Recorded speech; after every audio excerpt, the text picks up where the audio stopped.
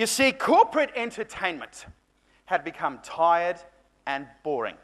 And then we step back and let them have it. The Phantom of the Opera is there inside your mind. And then walk away. I'm a passionate and driven communicator. My story is about how we took an idea and literally revolutionised the events industry. A friend and I, we had an idea for a fun operatic corporate entertainment concept. And we turned that idea into The Three Waiters, a business that has entertained nearly 3 million people, and it became the most successful corporate entertainment act in the world. What is it about Nessun Dorma? I'll tell you. It's the closest piece of music man has ever come up with which parallels the act of lovemaking. Well, for one thing, it takes about 2.5 minutes.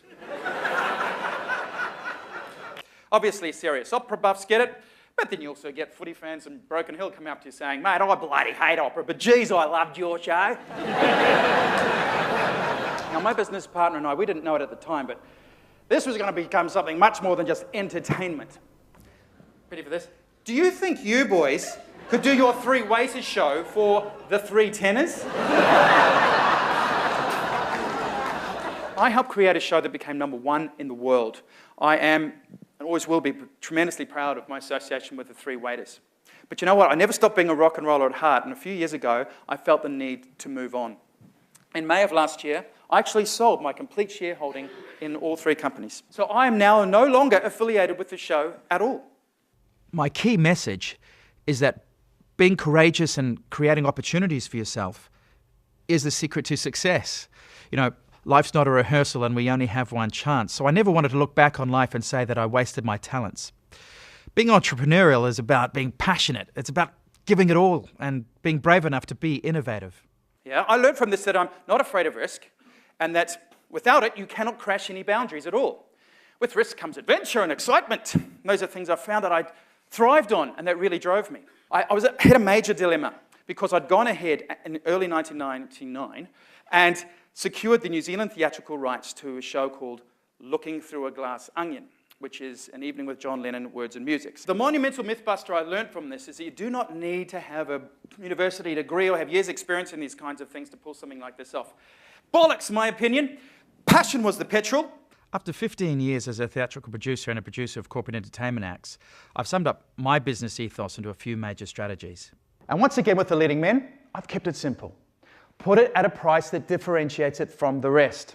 But we still get people who go, oh, can you give me a discount? Deadwood. Don't worry about them. You put your price up, you got yourself a whole new market. We took a genre previously considered high art, and we made it appeal to the broadest range of people possible.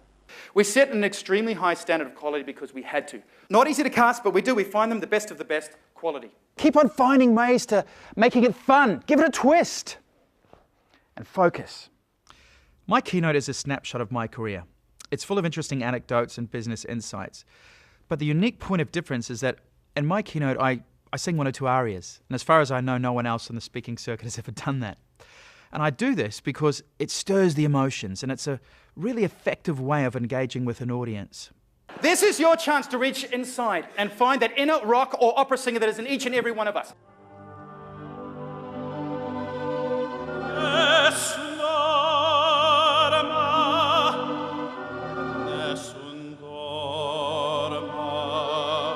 Sensational session. Building a global business from a simple idea was tremendous. And the whole crowd was standing up and singing along. It was very, very good. He was fabulous. He was very, very good, very inspiring. Great story. Darryl's story is one which is unique and does touch our hearts and also our minds. As someone who's responsible for managing large events, and particularly the content of large events, it's very important that we find speakers and presenters who can engage an audience and deliver on the client's communication objectives. In my experience working with Darryl, he's a master at that. What a fantastic presentation and a fantastic story. And there were some analogies, there were some great analogies for us to apply to our own business.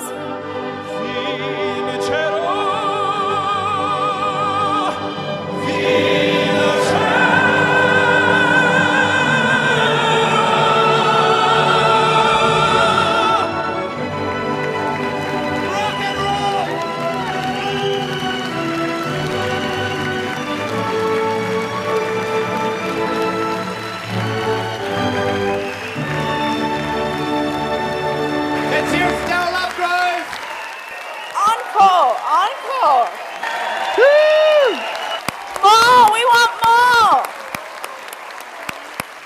I have a very compelling story to tell, and I love telling it. And by speaking to large audiences, if I can inspire even one person to take their own business ideas seriously, then for me, that's a great day at the office. I just want to say one thing. Have you ever been to a business seminar like that? Was that awesome? That was unbelievable.